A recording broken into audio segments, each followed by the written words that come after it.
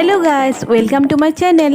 আহকচোন আজি মোৰ সৈতে প্ৰকৃতিৰ কিছু মনোমোহা দৃশ্যৰ সৈতে মোৰ ভিডিঅ'টো আৰম্ভ কৰোঁ।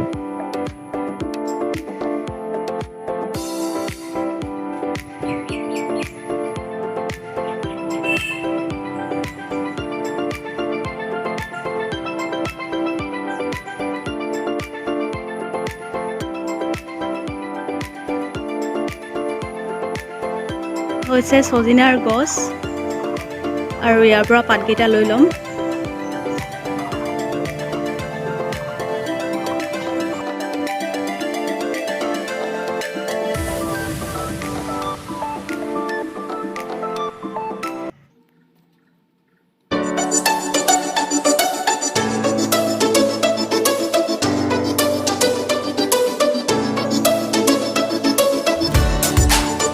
পাত আৰু মই আপোনালোকক দেখুৱাম মই কি ধৰণে বনাওঁ।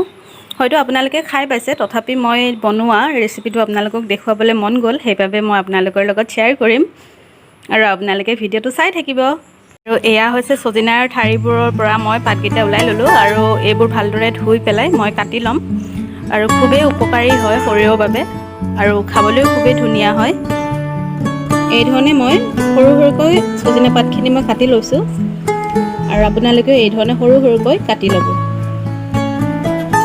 ছজিনাৰ ব্যঞ্জনখনত মই দিম এয়া হৈছে কঁঠালৰ গুটি আৰু মই ইয়াৰ বাকলিটো আঁতৰাই ইয়াৰ ৰঙা যিটো লেয়াৰ থাকে বাকলি সেইটোও মই আঁতৰাই লৈছোঁ।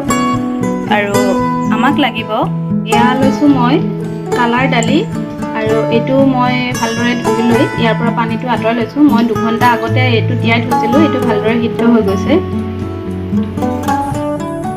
এয়া মই লৈছোঁ নহৰু ডাঙৰ 5 কোহ সৰু সৰুকৈ কাটি লৈছোঁ আৰু জলকীয়া লৈছোঁ 2টা। যদি জ্বলা আপোনালোকে বেছি দিব বিচাৰে দিব পাৰে। গেছটো অন কৰি মই কেৰাহী এখন পাতি দিলোঁ। কেৰাহীটোত আচলতে যোৱাকালি ৰাতিৰে মই ফ্ৰাই কৰা অকণমান তেল ৰৈ গৈছিলে। মই ইয়াতে আজি ব্যঞ্জনখন বনাম আৰু বেছি মই আৰু তেল নিদিওঁ, এইখিনি অকণমান গৰম হ'বলৈ দিম।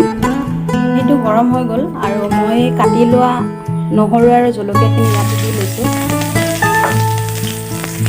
অকণমান দিছোঁ মই ইয়াতে 5 ফোৰণ আৰু এইখিনি কিছু সময় ৰঙা হ'বলৈ দিম। অকণমান ৰঙা হৈ গ'ল আৰু ৰঙা মানে অকণমান বেছি ৰঙা হৈ গ'ল। দালিখিনি আমি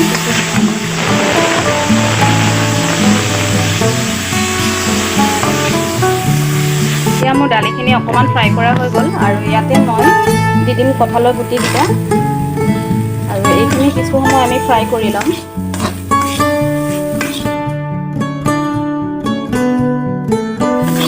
মোৰ এইখিনি ফ্ৰাই কৰা হৈ গ'ল। এতিয়া মই ইয়াতে দিম ছজিনা পাতখিনি আৰু এইখিনি ভালদৰে মিক্স কৰি দি কিছু সময় আমি ফ্ৰাই কৰি ল'ম।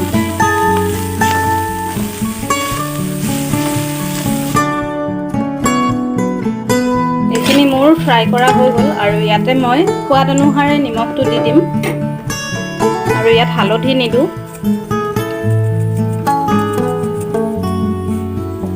আৰু এতিয়া এইখিনি ভালদৰে আকৌ এবাৰ মোৰ এইখিনি ফ্ৰাই কৰা হৈ গ'ল আৰু এতিয়া আমি ইয়াত দিম পানী আৰু পানীটো প্ৰয়োজন অনুসাৰে দি ল'ব।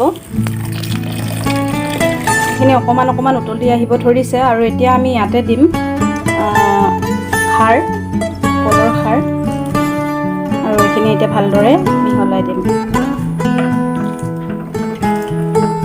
যদি আপোনালোকৰ কলৰ খাৰ নাথাকে তেতিয়াহ'লে খোৱা ছটা বজাৰত কিনিবলৈ পায়, সেয়া দিলেও হ'ব।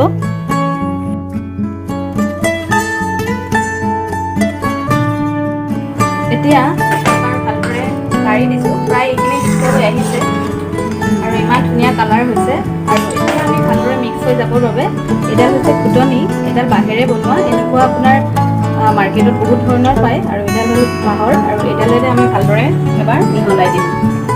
এই ধৰণে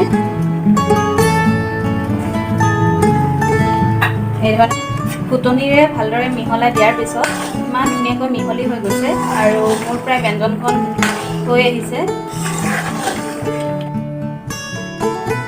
ছজিনা গছৰ পাতত বিভিন্ন ধৰণৰ ৰোগৰ প্ৰতিৰোধ ক্ষমতা থাকে, লগতে আমাৰ শৰীৰত ছজিনা গছৰ পাতে বিভিন্ন ধৰণৰ ভিটামিনৰ যোগান ধৰে, লগতে খুবেই ভাল খাবলৈ আৰু যিহেতু বেমাৰৰ প্ৰতিৰোধক বুলি আমি সকলোৱে জানো।